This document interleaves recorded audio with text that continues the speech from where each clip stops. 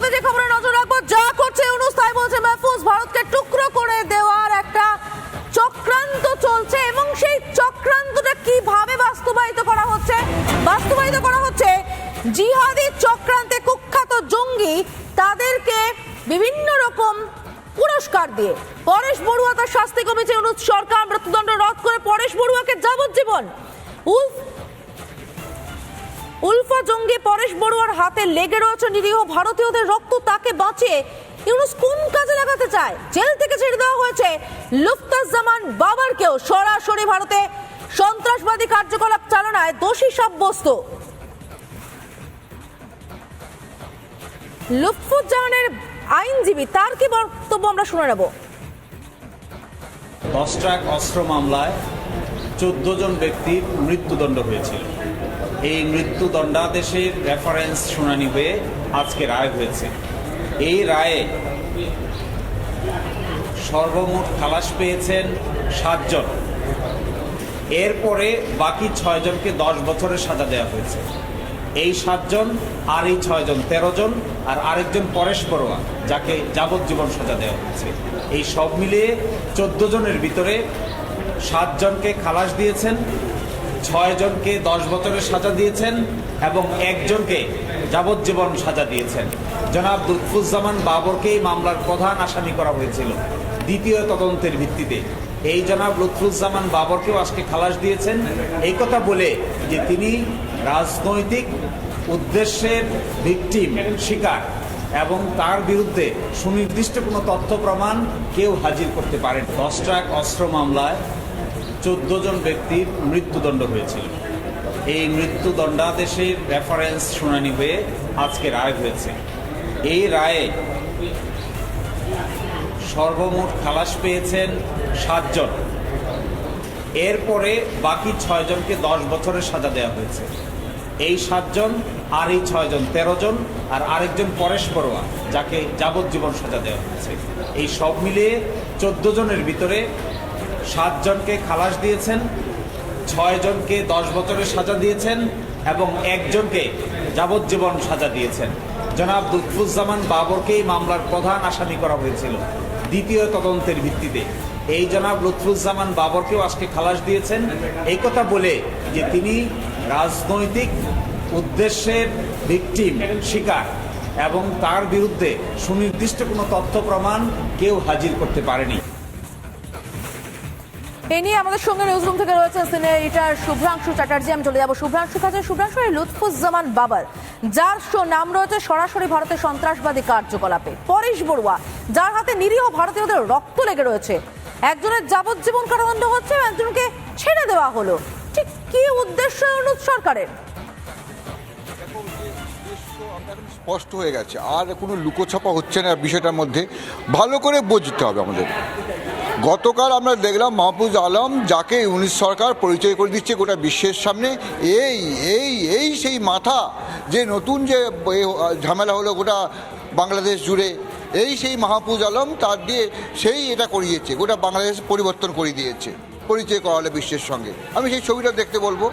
সেই মাহফুজ আলম গতকাল কি একটা পোস্ট করলো, যে তবে সেই পোস্ট বেশিক্ষণ লুকাতে পারলো না, কারণ সঙ্গে সঙ্গে খুলে দিতে হলো যে ভারতের একটা বিশাল অংশ নিয়ে তার গোপন যে চিন্তাভাবনা তারা দখল করছে।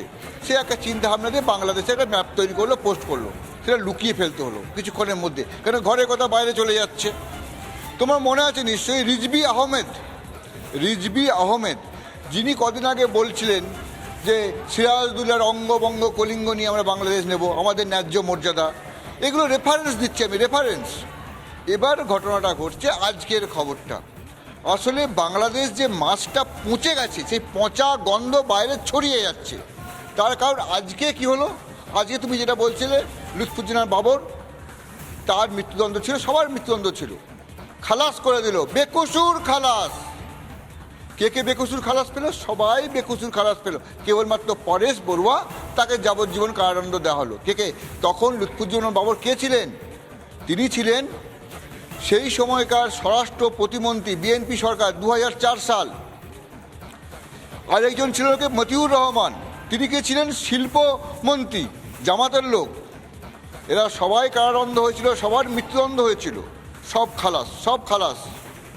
পরেশ বড়ুয়া, তখন চলছে কি ভুটান সীমান্ত জুড়ে, ভুটান সীমান্ত জুড়ে মানে আমাদের ভারতবর্ষে আসাম এখানে অঞ্চলটায় চলছিল হচ্ছে অল ক্লিয়ার মিশন, মানে উলফাদের তাড়িয়ে দেওয়া হবে, ধ্বংস করে দেওয়া হবে, শেষ করে দেওয়া হবে, ভারতের বিরুদ্ধে যারা চোখ রাঙাবে তাদের সবাইকে শেষ করে দেওয়া হবে। সেই সময় ভুটান পাহাড় সংলগ্ন অঞ্চলে উলফাদের ঘাঁটি আক্রমণ করে ভারতবর্ষের সেনারা সমস্ত অস্ত্র নিয়ে নিয়েছিল। সেই সময় অস্ত্রের দরকার পড়ছিল, সেই অস্ত্রের দরকার পড়ছিল। পরেশ বড়ুয়া এবং ওখানকার যে ষড়যন্ত্রীরা, বাংলাদেশের যে ষড়যন্ত্রীরা, তারা যে বিএনপি সরকার যারা ছিল, জামাতের যারা ছিল, তাদের সঙ্গে মিলে একটা অস্ত্র আসছিল, এরকম একটা ঘটনা ঘটছিল এবং মামলা চলছিল 2004 সালে। 2014 সালে তাদের মৃত্যুদণ্ড দেওয়া হয়।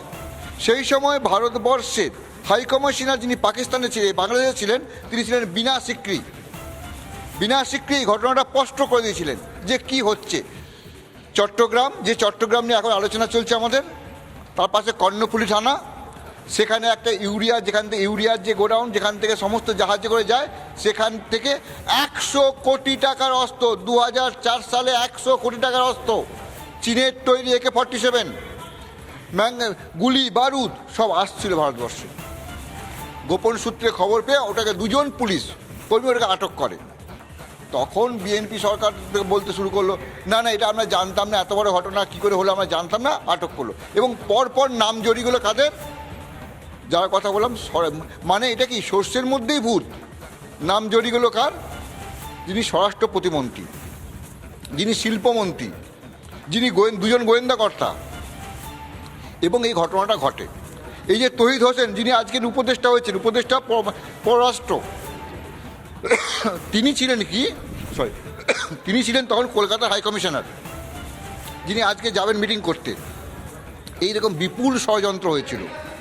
তারপর যেটা হয় এই ঘটনাটা চলতে থাকে। 2014 সালে তাদের মৃত্যুদণ্ড দেওয়া হয়। আজকে এতদিন পর একটা কোর্ট কেস হলো এবং সেই কোর্ট কেসে যেটা ঘোষণা করা হলো যে এরা সব খালাস হয়ে গেল। মানে এদের যে মৌলিক জায়গাটা, ভারতবর্ষের গোটা অঞ্চলটা নষ্ট করে দাও, উত্তর পূর্বাঞ্চল নষ্ট করে দেওয়া, এবং একটা আলাদা রাজ্যের যে ভাবনা তৈরি হচ্ছে, আলাদা দেশের যে ভাবনা তৈরি হচ্ছে, সেই ভাবনাটা আরেকবার প্রমাণ করে দেওয়া হলো। অর্থাৎ গোটা অঞ্চলটা জুড়ে তছনছ করে দেওয়ার ব্যাপার ছিল। এবং এই যে মাহফুজ আলম, ইউনুস, রিজভী, প্রত্যেকের যে গোপন ষড়যন্ত্র, সেটা বারবার প্রমাণিত হচ্ছে এবং আজকে স্পষ্ট হয়ে গেল।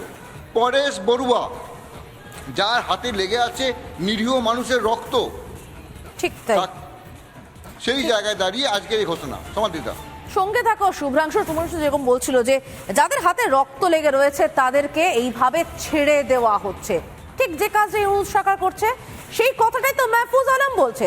মাহফুজ আলম তো ভারত ভাগের কথাই বলছে, ভারতকে দ্বিখণ্ডিত করার কথাই বলছে।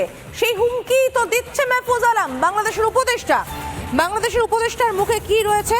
বাংলাদেশের উপদেষ্টা বলছে বাংলা এবং 7 সিস্টার্স রাজ্য মানচিত্র থেকে বাদ দেওয়ার কথা। পরে অবশ্যই সেই বিকৃত মানচিত্র মুছে দেয় মাহফুজ আলম। আমি এই নিয়েও আরেকবার চলে যাব শুভ্রাংশুর কাছে। শুভ্রাংশু, মাহফুজ আলম যা বলছে সেটাই তো আদতে করছে ইউনুস সরকার। তাই করছে। এখানে আর কোনো গোপনীয়তা নেই, এখানে কোনো লুকোছাপা নেই। এই যে জায়গাটা, মাহফুজ আলম যে স্বপ্নটা দেখে, যে নষ্ট স্বপ্ন, যেটাকে নষ্ট স্বপ্ন, সেই স্বপ্নগুলো কালকে যেটা বলছিলাম, গতকাল যেটা হয়েছিল একটু কোনোভাবে বেফাস করে দিয়েছিল। সবাই তখন বলো না না এটা লুকিয়ে রেখো, আমরা এটা করব, গোপনে করব, এখন ফাঁস করা যাবে না, আবার তুলে দিয়েছিল পোস্টটা। কিন্তু তুমি যদি একের পর এক জায়গাগুলো দেখো, মাহফুজ আলম কি বলছে, ইউনুস সকালের সামনে মাহফুজ আলমকে কি বলছে, সেই মূল চক্রী ষড়যন্ত্রী মশাই মাহফুজ আলম, মূল চক্রী ইউনুস তো বলছে, আমরা বলছি না। এই যে রিজভী, যিনি স্বপ্ন দেখেন, যিনি বলেন অঙ্গবঙ্গ কলিঙ্গ আমাদের ন্যায্য দাবি, এই রিজভী সেই বিএনপি সরকারের। এই যে যাকে আজকে ছেড়ে দেওয়া হলো, বেকসুর খালাস, বাবার যিনি এই কথা, তখন তিনি স্বরাষ্ট্র প্রতিমন্ত্রী। তুমি ভাবতে পারছো বাংলাদেশের মতো জায়গা থেকে, এই যে চট্টগ্রাম, সেখান থেকে 10 ট্রাক অস্ত্র কোথায় আসছে? উত্তর পূর্বাঞ্চল। ওদের মুখে এখন শোনা যায় না মাঝে মাঝে 7 সিস্টার নিয়ে? উত্তর পূর্বাঞ্চলে জঙ্গিদের হাতে অস্ত্র তুলে দেওয়া হবে, এইরকম একটা ব্যাপার। এবং যখন এরা চলছিল এর আগে যখন আওয়ামী লীগ সরকার ছিল ওদের মৃত্যুদণ্ড দেওয়া হলো। এবার কি যখন এই অভ্যুত্থান হলো এই মাহফুজ আলমের নেতৃত্বে ইউনিসকে কাঠপুতুল বসিয়ে দেওয়া হলো, তখন এদের আবার কি হলো, বেকসুর খালাস করে দেওয়া হলো, মুক্ত করে দেওয়া হলো। চলো সেনা, ভারতকে আবার তছনছ করতে হবে, আমাদের যে দিবা স্বপ্ন দেখি সেইগুলো পালন করতে হবে, অস্ত্র ঢুকাতে হবে। এই জায়গায় দাঁড়িয়ে এই জায়গাটা হচ্ছে, মনে রাখতে হবে এই যে ঘটনাটা, তখন তৌহিদ হোসেন যিনি ভারতবর্ষের এই আমাদের কলকাতায় কি ছিলেন, কলকাতায় বাংলাদেশের কমিশনার ছিলেন, ডেপুটি হাই কমিশনার, তিনি তখন বলছিলেন কি এর ফলে এর সঙ্গে বিএনপি সরকারের জড়িত নয়, যা হয়েছে এমনি হয়েছে, আমরা জানি না, আমরা ব্যবস্থা নিয়েছি, অনেক কথা বলছিলেন। আসলে তিনি তৎকালীন সরকারকে যে পাপগুলো করছিল মানে বাংলাদেশ তাদেরকে লুকোতে চাইছিলেন, সেই তৈরি হয়েছেন, সব জানতেন। এখন তিনি পররাষ্ট্র সচিব হয়েছেন, উপদেষ্টা হয়েছেন, তিনি আজকে যাচ্ছেন, তিনি আজ যখন আরাকান আর্মি ঢুকছে ওদিক দিয়ে, এই যে চট্টগ্রাম, সেই কর্ণফুলী, সেই নাপ নদী, সব সেই মিলে যাচ্ছে, ওখানে আরাকান আর্মি ঢুকছে। তখন তহিদ হোসেনের মনে হচ্ছে কি না না ব্যাপারটা এবার ভয়ের ব্যাপারটা হচ্ছে। এই জায়গাটায় আমি বলবো তোমাকে, এই জায়গাটায় যেটা কথা হচ্ছে, এই যে মাহফুজ আলম যে কথাগুলো বলছে, কি বলছিল গতকালে, আমরা সেই ম্যাপটা দেখেছি, সেই ম্যাপের ছবিটা একবার দেখাও।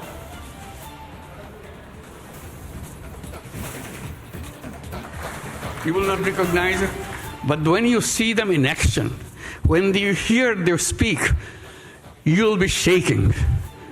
They shook the whole country by their speeches, by their dedication, their commitment. They said, you can kill us anytime you want, but we are not giving up.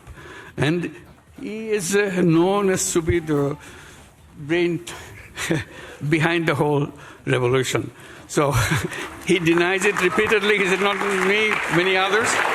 But that's how he is recognized, that he's the brain behind the whole thing. It's amazing, meticulously designed thing. It's not just suddenly came, it's not like that. Very well designed. Even the leadership pattern, people don't know who the leaders. Just look like any other young person. You will not recognize it. But when you see them in action, when you hear them speak, you'll be shaking. They shook the whole country by their speeches, by their dedication, their commitment. They said, you can kill us anytime you want, but we are not giving up. And he is known as to be the brain behind the whole revolution. So he denies it repeatedly. He said, not me, many others. But that's how he is recognized.